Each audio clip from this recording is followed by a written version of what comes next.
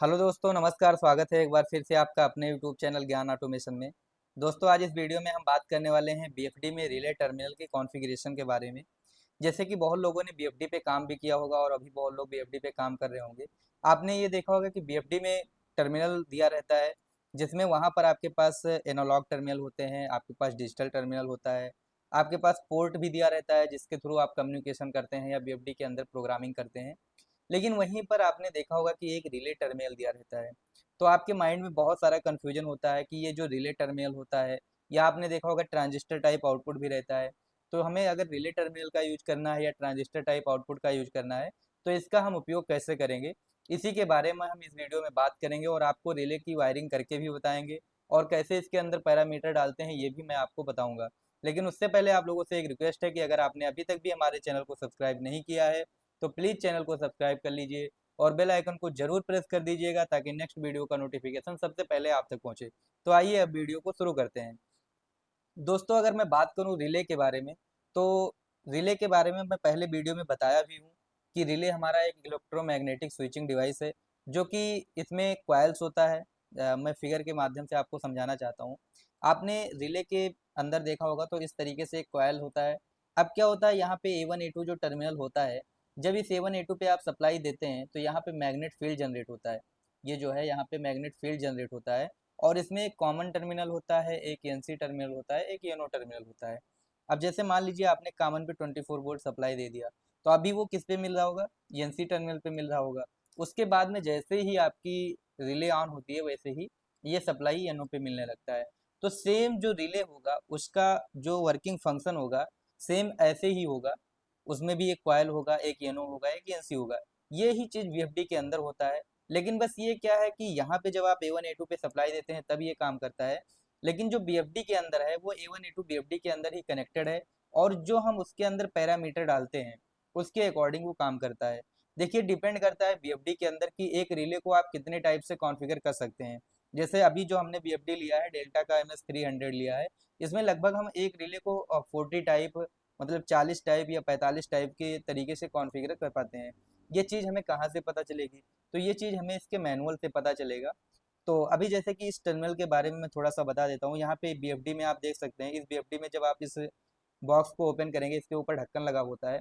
तो जब आप इसको ओपन करेंगे तो आप अंदर देखने को पाएँगे कि यहाँ पे ये टर्मिनल दिया होगा। तो ये जो नीचे का टर्मिनल है, ये डिजिटल टर्मिनल होता है।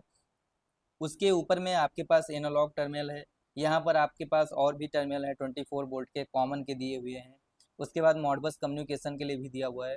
यहाँ पर ऊपर भी कुछ पुश बटन आपके पास दिए होते हैं, जिससे कि हम पीएनपी और एनपीएन मोड को बीएफडी में चेंज कर पाते हैं। 0 to 10 वोल्ट अगर हमें आउटपुट चाहिए या 4 to 20 मिली एम्पियर आउटपुट हमें चाहिए, तो वो भी यहाँ से हम ले सकते हैं। अब ये जो 0 to 10 वोल्ट है, 4 to 20 मिली एम्पियर, इसका उपयोग हम किस लिए करते हैं? तो जैसे मान लीजिए हमें मोटर की आरपीएम देखनी है, मोटर की स्पीड आप बोल सकते हो देखनी है, या मान लीजिए फ्रीक्वेंसी देखनी है। अब उसके लिए हमने कोई डिस्प्ले लगाया आउटपुट में, तो इसकी हेल्प से हम क्या कर सकते हैं, फ्रीक्वेंसी को, स्पीड को हम देख सकते हैं। यहाँ पे एक यूएसबी पोर्ट लगा होता है कनेक्टिविटी करने के लिए। अब आप यहाँ पे साइड में देखोगे तो रिले लिखा हुआ है, और रिले का 3 टर्मिनल दिया होता है। देखो क्या होता है, इसमें आपको एनो, एनसी और कॉमन इस तरीके से नहीं लिखा हुआ मिलेगा। इसमें आपको एक अलग तरीके से, जैसे इसमें लिखा हुआ है RA, RB और RC, मतलब रिले का ए टर्मिनल, रिले का बी टर्मिनल, रिले का सी टर्मिनल। अब ये जो ABC इन्होंने नेम दिया है, तो इसको हमें देखना पड़ेगा मैनुअल में कि कौन सा इसमें कॉमन है, कौन सा एनो है, कौन सा एनसी है। और प्लस में एक 485 का पोर्ट भी दिया गया है कम्युनिकेशन करने के लिए, कि अगर आप इस बीएफडी को मॉडबस के थ्रू चलाना चाहते हैं तो आप इस 485 से कम्युनिकेट कर सकते हैं। और यहाँ पे SG+ और SG- टर्मिनल भी दिया गया है। इसकी हेल्प से भी आप कम्युनिकेशन करके बीएफडी को चला सकते हैं। तो अब हम बात करेंगे सबसे पहले रिले के बारे में। तो रिले का 3 टर्मिनल दिया हुआ है। अब इस टर्मिनल के बारे में अगर हमें फुल डिटेल में जानना है, तो सबसे पहले हम मैनुअल को रीड करेंगे। अब मैनुअल देखने के लिए मैंने पिछले वीडियो में भी आपको बताया है कि आप पहले सबसे पहले चेक करोगे कि आपके पास बीएफडी कौन से मॉडल की है। तो हमने बीएफडी को चेक किया, हमारे पास MS300 बीएफडी है। तो सबसे पहले आपके पास जो भी ब्राउजर होगा, आप ब्राउजर में ओपन कर लोगे। यहाँ से हमने डेल्टा MS300 सर्च किया है। उसके बाद में यहाँ से डेल्टा डाउनलोड सेंटर में मैं गया हूँ, और यहाँ से मैंने 300 मैनुअल डाउनलोड किया है। ये मैनुअल डाउनलोड करने के बाद में अब आपको करना क्या है, जैसे आप रिले के बारे में जानना चाहते हो तो आपको यहाँ से सर्च करना है रिले। तो मैं यहाँ से सर्च करूँगा रिले। तो जैसे ही मैंने रिले सर्च किया, तो यहाँ पे आपको कुछ रिजल्ट फाइंड हो जाएगा। जैसे रिले लिख के मैंने सर्च किया तो आपके पास कुछ रिजल्ट फाइंड हुआ। इस पर हम क्लिक करेंगे वन बाई वन करके तो देखेंगे। तो सबसे पहले हमने क्लिक किया तो हमने देखा कि यहाँ पे जो टर्मिनल हमने अभी यूज किया है, आपको समझाने के लिए वो सारी चीज़ें दिख रही है। फिर से हम क्लिक करेंगे, यहाँ पर आपका रिले टर्मिनल के बारे में दिया हुआ है। और थोड़ा सा आगे जाएंगे, आप देख पाओगे तो यहाँ पे आर ए, आर बी और आर सी ये तीनों फंक्शन दिए हुए हैं। यहाँ पर आपको बताया गया है कि जो आर ए है ये एज आ एन ओ की तरह है, यहाँ पे लिखा भी गया है कि ये एज आ एन ओ के जैसा है। जो आर बी है ये एन सी है, और जो आर सी है ये कॉमन टर्मिनल है। ओके, इसको ए से डिनोट किया गया, बी से बोला गया, इसको सी से, ठीक। ये रिले आउटपुट वन है, ये भी रिले आउटपुट वन मतलब इसको दर्शाया गया है। अच्छा, इस पे जो रेजिस्टिव लोड हम लगा सकते हैं, एनओ पे कितना रेजिस्टिव लोड लगा सकते हैं, और इंडक्टिव लोड अगर हम लगा रहे हैं तो कितना लगा सकते हैं, ये सारी चीज़ें बताया गया है। रेजिस्टिव लोड, इंडक्टिव लोड अगर आपको नहीं पता है तो आप कमेंट करिएगा, मैं आपको रेजिस्टिव लोड और इंडक्टिव लोड से रिलेटेड एक फुल वीडियो लाऊंगा जिसमें मैं आपको लोड के बारे में समझा दूंगा। तो जो ये आर ए है ये एनो टर्मिनल हो गया, जो आर बी है ये एन सी है, और जो आर सी है ये कॉमन है। अब ये तीन बातें मुझे पता चल गई कि एनो, एन सी और कॉमन, अगर ये तीन बातें हमें पता चल गई तो हम इजीली इसकी वायरिंग कर सकते हैं। तो इसका स्क्रीनशॉट मैं आपके नोट्स में दे रहा हूँ। और ये जो नोट्स है ये क्लास लेने के बाद हम अपने व्हाट्सएप ग्रुप में सेंड करते हैं। अगर आपने अभी तक भी हमारा व्हाट्सएप ग्रुप ज्वाइन नहीं किया है तो डिस्क्रिप्शन बॉक्स में व्हाट्सएप ग्रुप का लिंक दिया हुआ है, आप वहाँ पर जा करके हमारे व्हाट्सएप ग्रुप में ज्वाइन हो सकते हैं। व्हाट्सएप ग्रुप में बहुत सारे लोग हैं, जिससे कि आपकी छोटी छोटी जो कन्फ्यूजन रहती है आप ग्रुप में शेयर कर सकते हैं, और आपको वहाँ पर कोई ना कोई उसका जवाब दे देगा।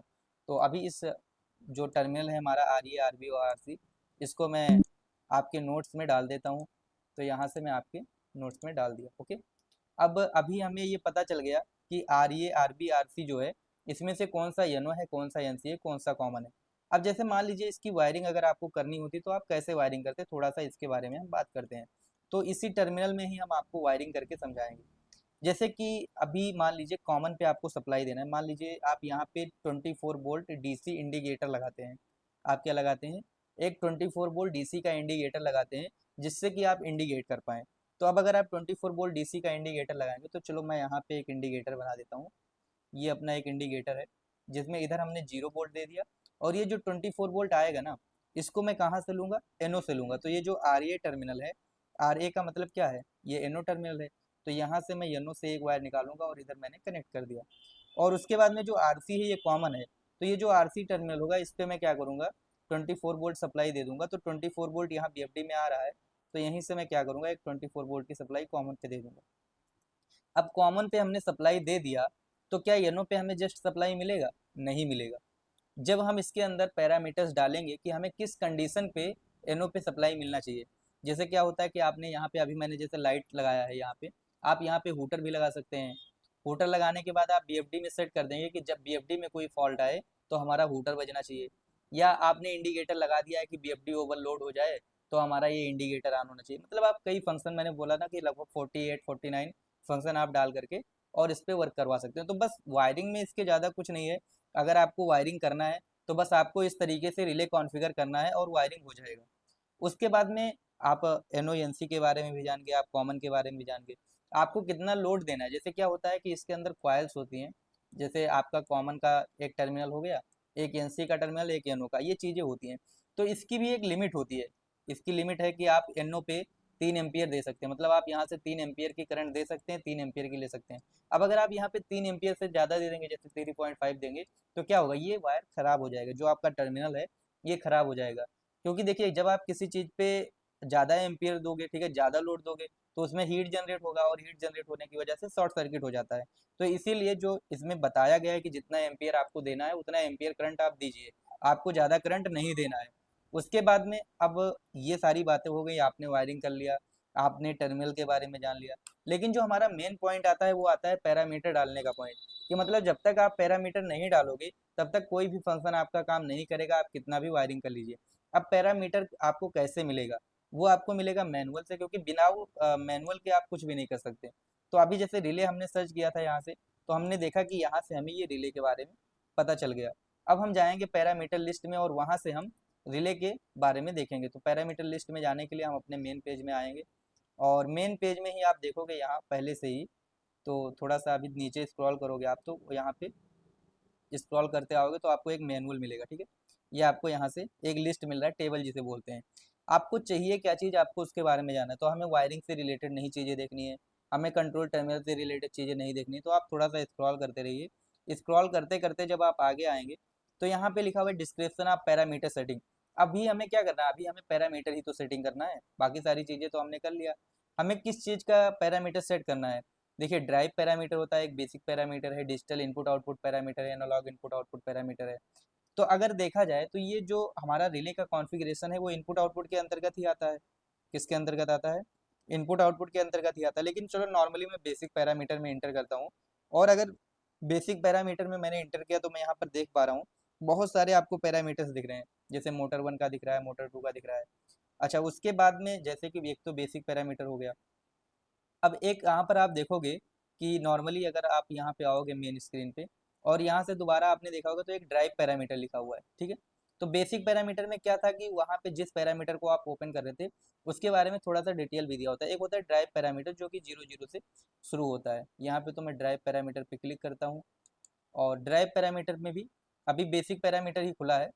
तो जैसे मान लो 1 का 00 है, तो इसमें बताया गया है कि मोटर 1 मैक्सिमम ऑपरेशन फ्रिक्वेंसी के लिए है। और जैसे-जैसे मतलब आप ये देख सकते हो कि पूरा जो इसमें पैरामीटर्स है, 1 के 7 में क्या है, 1 के 42 में क्या है, 1 के 60 में क्या है, ये सारी चीज़ें डिफाइन की गई हैं। तो अगर हम ऐसे ही स्क्रॉल करते रहेंगे, एक्सीलरेशन टाइम, डिक्लेरेशन टाइम दिया हुआ है।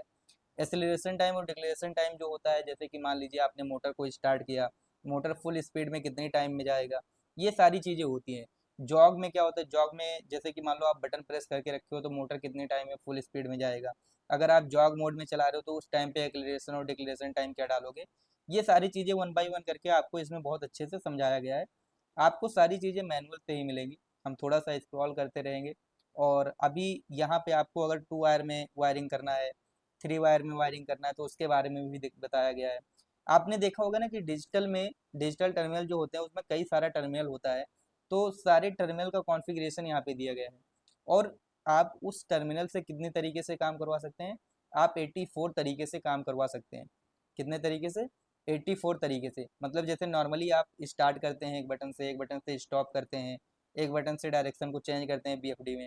लेकिन आपके पास जो टर्मिनल 6 टर्मिनल दिए होते हैं, MI1 MI2 डेल्टा बीएफडी की अगर मैं बात करूँ, तो 6 डिजिटल टर्मिनल जो दिए होते हैं उसमें आप कितनी तरीके से काम करवा सकते हैं? आप 84 तरीके से काम करवा सकते हैं। तो आपको क्या करना पड़ेगा, जैसे मान लीजिए आपके पास जो MI6 टर्मिनल है, आप उससे कुछ और काम करवाना चाहते हैं। जैसे मान लो कोई आउटपुट चल रहा है, आप उसको स्टॉप करना चाहते हैं, तो जैसे ही MI6 पे जो बटन लगा है उसको आप प्रेस करोगे तो आउटपुट स्टॉप हो जाएगा। जैसे मान लीजिए आपको फॉरवर्ड जॉक कमांड देना है। जॉक कमांड का मतलब क्या है कि जब तक दबा के रखेंगे जब तक फॉरवर्ड चलेगा। तो आप इसके अंदर MI6 की सेटिंग कर दोगे आप, 02 के 06 में जा करके, और आप क्या डाल दोगे, 06 में 02 में जा करके आपको डालना है यहाँ पे, जैसे हैंड मोड में अगर आपको चलाना है तो 41 डालोगे। आपको इमरजेंसी स्टॉप करना है। इमरजेंसी स्टॉप का मतलब जैसे ही आप प्रेस करोगे वैसे ही आपको स्टॉप करना है, तो आप 28 डाल दोगे। लेकिन ये 28 आप डालोगे कहाँ? आपको पहले 02 के 06 में जाना होगा, वहाँ पे 28 डालना होगा, तो आपका इमरजेंसी स्टॉप होगा। मतलब आप देख सकते हो यहाँ पर कि आपके पास 84 तरीके हैं। तो आपको क्या चीज़ कैसे काम करवाना है वो आप यहाँ से रीड करिए, और आप वो पैरामीटर डाल सकते हैं। थोड़ा सा और स्क्रॉल करेंगे हम लोग तो हमें यहाँ पर और सारी चीज़ें मिलती हुई दिख रही हैं।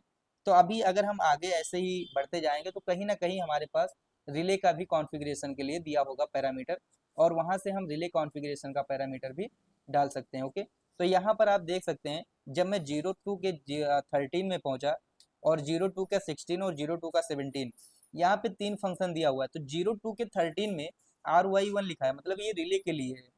और उसके बाद में 02 का 16 हो गया, और 02 का 17, ये दोनों किसके लिए है? ये दोनों हमारा जो ट्रांजिस्टर टाइप आउटपुट जिसकी हम बात कर रहे थे, मल्टी फंक्शन आउटपुट आप बोल सकते हो, उसके लिए दिया गया है। तो मतलब टोटल 3 आउटपुट होते हैं। एक तो रिले टाइप आउटपुट हो गया, दूसरा हो गया ट्रांजिस्टर टाइप के 2 आउटपुट होते हैं। आप इनको कॉन्फ़िगर कर सकते हो, आप इसमें इंडिकेटर लगा सकते हो। अब जैसे मान लीजिए आपने 02 के 013 में आपको किस बेस पे आपको रिले को ऑन करवाना है। जैसे अगर आप 0 सेट करोगे तो कोई फंक्शन नहीं रहेगा।